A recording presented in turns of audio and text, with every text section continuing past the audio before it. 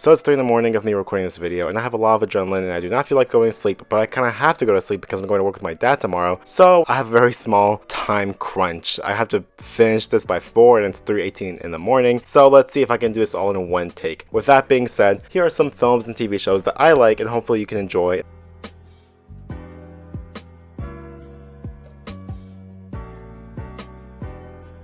First is I Don't Feel at Home in This World Anymore. It's directed by Macon Blair, who is mostly known for his work in collaboration with his longtime best friend, Jeremy Saulnier, whose work includes Green Room, rest in peace Anton Yelchin, Blue Ruin, Hold the Dark, and his not as famous or known debut, Murder Party. Now, all these films are praised for their acting, cinematography, and brutally realistic use of violence and gore, as well as some dark humor thrown in there. I Don't Feel at Home in This World Anymore is no exception. Well, I think it kinda is because it's mostly a comedy, but you get what I mean. It's very funny and violent. It stars Melanie Lynskey as Ruth and Elijah Wood as Tony, who are two strangers who join forces to become this weird mix of lonerism and weeb vigilante duo, who are just tired of people's shit, from people spoiling book endings, Ruth almost being rear-ended by a car, strangers not picking up after themselves, and some just straight up breaking into Ruth's home and stealing her grandmother's fine china, which is what causes this roller coaster ride to begin. The chemistry between Tony and Ruth is so fantastic, organic, electric, eccentric, geometric, beautiful. Throughout the entire movie, you just relate to them. They're very relatable characters. They don't want much or asking for too much from people, just for them to be kind of nice towards them, just be decent human beings. It's just great acting and chemistry between Melanie Lynskey and Elijah Wood. And as I said in the beginning, the violence is brutal. Whenever a character, whether it's a villain or hero, has their bones broken, the background sound just washes out and fades away, and all you hear is the crunching sounds of their bones breaking. And instead of the hero or villain screaming in pain, they're mostly just in shock of what just happened and lets you absorb what is just happening right before your face. Also, there's like a grandpa who gets punched in here.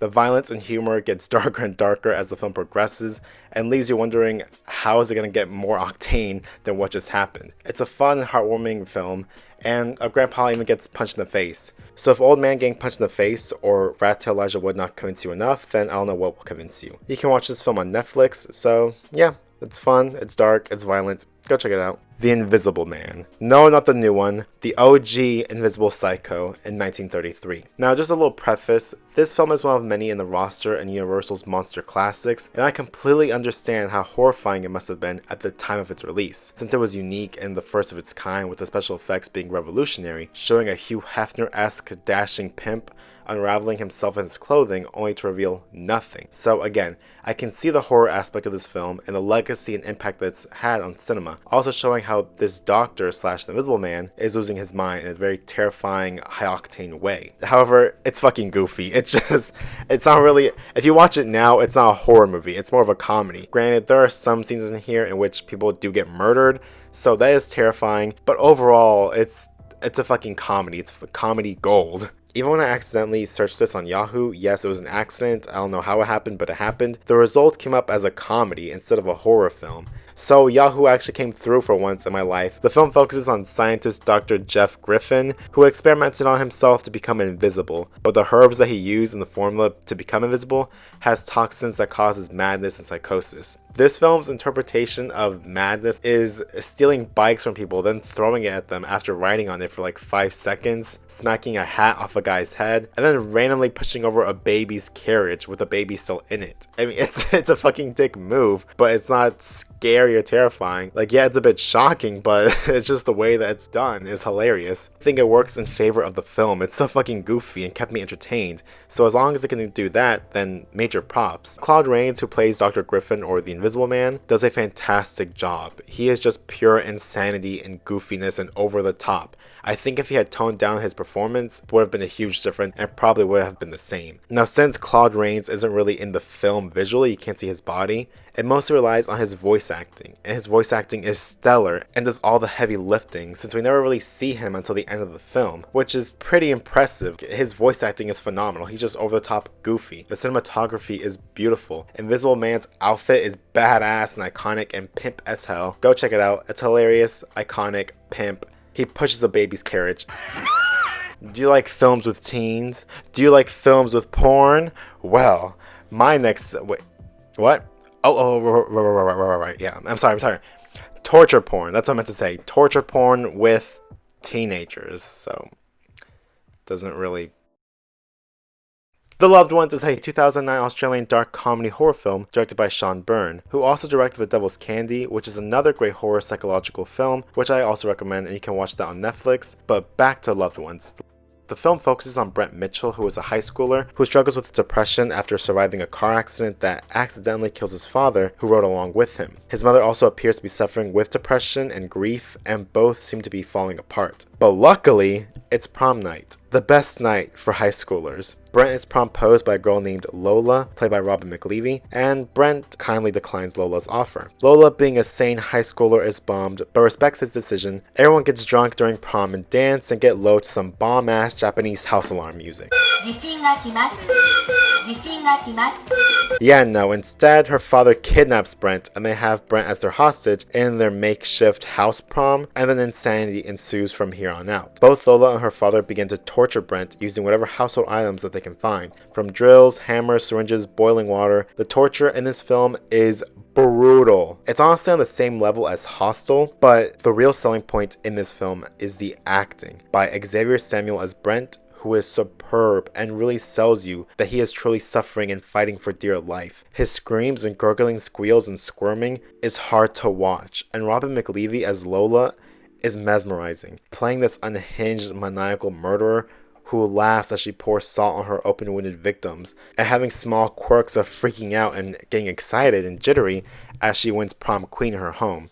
You know, I call bullshit and say it's rigged, but who knows, I wasn't invited, so that sucks. The humor is dark and edgy, and there are some nice interludes in between the torture to add some calmness and to prevent the viewer from being desensitized, and it does serve a purpose of grief and depression, and some character development in between these interludes of another family also suffering from loss. It's a nice little break from the torture. It's torture galore, perfectly timed dark comedy, and in all honesty, an underrated, iconic serial killer wrapped in hot Barbie pink, who is on the same level as Michael Myers, Jason Voorhees, Texas Chainsaw Massacre, and Freddy Krueger. She is that amazing in this film. Robin McLeavy did a lot of heavy lifting in this film. Great acting, great torture, great cinematography, great storytelling. Go check it out. It's on Prime. On to something that's much more lighthearted is The Garden of Words, which stars our beloved duo, Melanie Lynskey and Elijah Wood. Their chemistry is phenomenal. I hope they make more films together, but I'm getting ahead of myself. Oh, God. Wait. Woof. Back up. That's Over the Garden Wall. This is The Garden of Words. Okay. Whoa, back up. Garden of Words is an anime film, and Over the Garden Wall is a show on Cartoon Network. So, completely different things. What I meant to say is, The Garden of Words is a film produced by Comics Wave, who are known and praised for their beautiful animation style and storytelling. Their works include Your Name, 5 centimeters per second, and Weathering with You. And Garden of Words is just as beautiful and tear-inducing as the others. It focuses on two strangers, a teenager aspiring to be a shoemaker, and a mysterious older woman who is terrible at cooking, who only eats chocolate and beer. The two find comfort and solace in one another's presence and use it as a form of escapism from their hardworking and struggling lives that they live on a day-to-day basis. The film and characters are complex yet relatable to anyone, no matter the age or race. I think everyone can relate to one of these characters and just truly cry because it's just a coming-of-age film of all the ages. It's truly fantastic. The animation is beautiful and the revelations are striking out of the blue, but not impossible or done simply just for shock value. They're necessary and serve a purpose. Everyone needs escapism and just needs a shoulder to cry on, and this film made me curl up in a ball and cry all over my dog. His fur was drenched. It's available on Netflix. Up next, also on Netflix, it's so visually stunning and unique that only focuses on the black and gray area of the color wheel for the setting, clothing, and weapons used. And it's one of the most stunning things that I've seen recently. It's gorgeous. It's a Chinese period piece that focuses on 3 rival nations who are fighting for the top and to be the biggest kingdom. The first 2/3 of the film focuses more on the characters' intentions, goals, and story arcs, while also building up and preparing the audience members for the final battle. And the final battle is a great ass payoff. It's phenomenal. It's unique and different in its own. I keep saying unique a lot. I need to find some different word. Google, what word can I use? Individual. Unconventional. Special. Thank you, Google. It's insane. It kind of seems like it'd be goofy at first, but all the actors take it so seriously that it's very impressive and entertaining. And all the heroes and villains' intentions are all completely understandable. Yeah, there are some villains that are assholes, but when the villains explain the reasoning, it's completely understandable and you can see where they're coming from. They might be a dick or an asshole, but it comes from a place of logic. And even the heroes and villains, both alike, have badass moments, or at least one shining moment. No one in this film is left out. It's fun, it's beautiful, it's intense, and yeah, it's on Netflix again, so check that one out. Up next on our list is The Velocipasta. You can watch this on Prime, and running at 1 hour and 11 minutes, this film flies by like a breeze. It's short, sweet, simple, and straight to the point. It's ridiculous, goofy, doesn't take itself too serious, but there are a lot of creative choices in here, visually and comedic wise, that just are very entertaining. It's ridiculous, over the top. If you like Danger 5 or the one episode of Sunny in Philadelphia, you're gonna love this movie. It's short, quick, it's self-aware, even pokes fun at itself, and it's low budget. You can see a lot of the mannequins that are used to replace people who are getting murdered and slaughtered. The gore is pretty dumb and goofy, over the top. It's such a ridiculous plot of a pastor who gets cursed by becoming a dinosaur, even contradicting his religious views. It's insane, it's stupid. Go check it out. It's just pure comedy gold. He turned into a dinosaur and ate someone. What?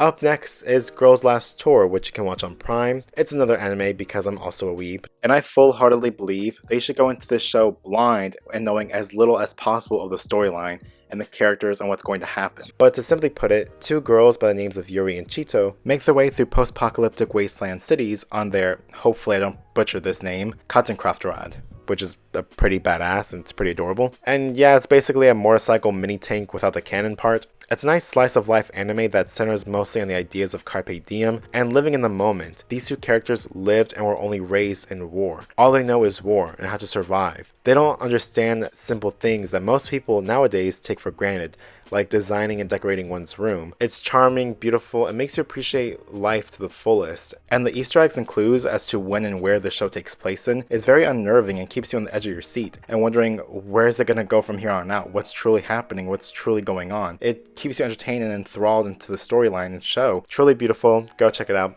Also on Prime. Speaking of living life to the fullest, up next is My Suicide Director's Cut, also known as Archie's Final Project. The movie is a dark comedy drama that centers around a teenager by the name of Archie who plans to film his suicide and the reasonings behind his decision and how the world is so fucked up. The first 2/3 of this film are very experimental and heavily edited and filmed by Archie himself in his perspective, almost like he's breaking the fourth wall, also making the film itself appear like you're viewing his actual documentary. It's like his actual project exists in the real world and we're watching it. It's pretty weird, it's pretty interesting, and out of left field. It's very cool. Now, the editing seems at first like it'll get old quickly and it's very jarring, but the director and writers make this smart choice of flipping it and showing it the other perspective near the third act. The first 2/3 of this film is shown in Archie's perspective and his edgy teen mind, using handheld cameras and recordings that he's used, with a lot of dark humor thrown around in there, while also explaining how his life is the worst and how Suicide is badass!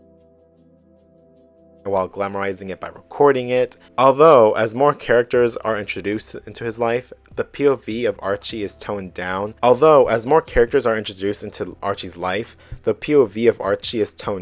And we get more non-handheld cameras that show other characters' lives, and it slowly takes a 180 turn that drags you back into the harsh reality of suicide and how grim it can actually be. The film is funny, experimental, and shows what I believe to be an honest portrayal of high school life. Next to Bo Burnham's 8th Grade, which is phenomenal. Go check it out. I think it's on Prime too. The teenagers act like teenagers, and the acting is top-notch all around. Even the sideline characters are pretty great. Everyone here is doing their best and giving their all. The teenagers act awkward, try hard, and brought me back flashbacks to middle school.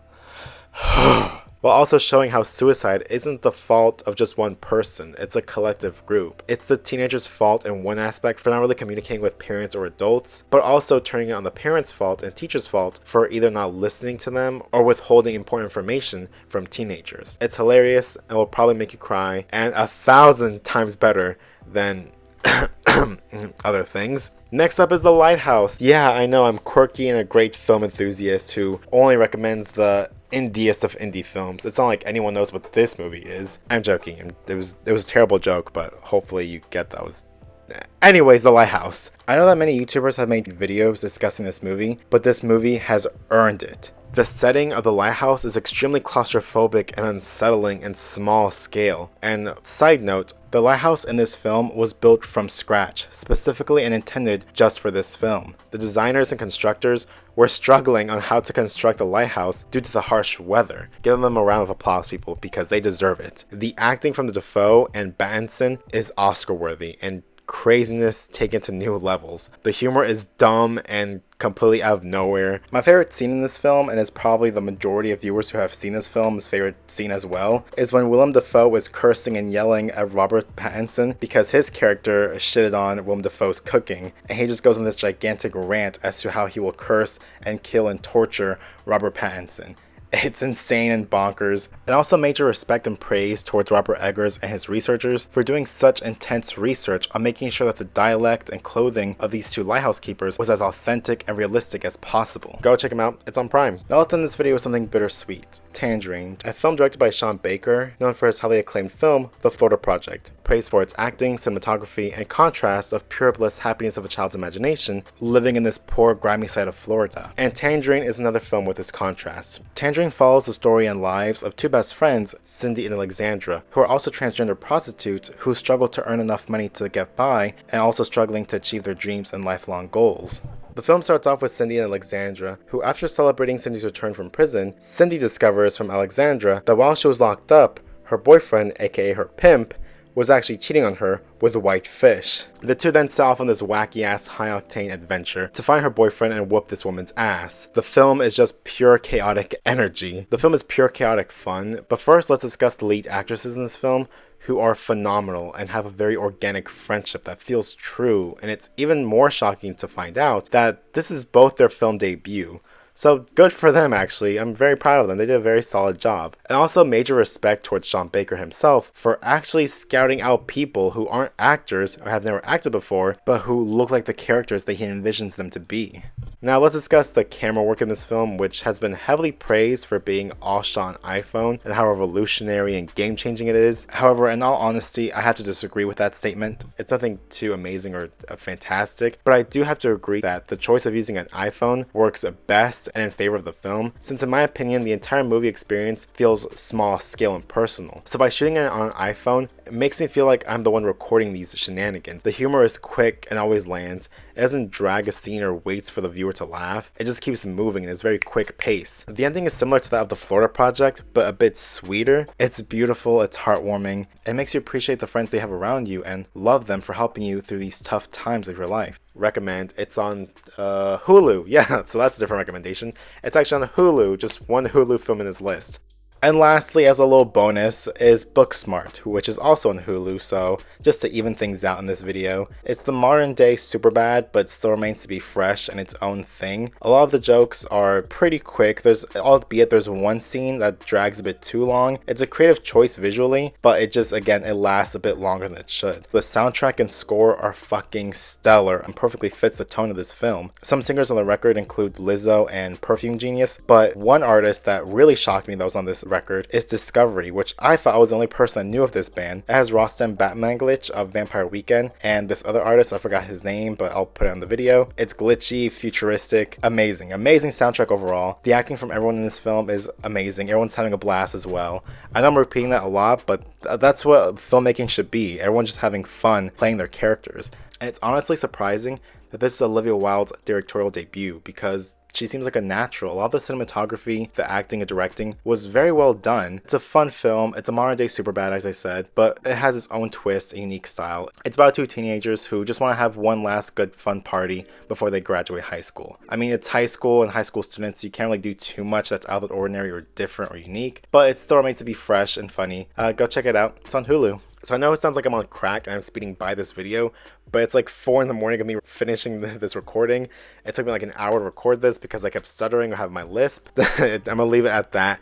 Hopefully you understood what I said, and hopefully you watch and check out these films and TV shows. Go check it out. Have a great day. See you later.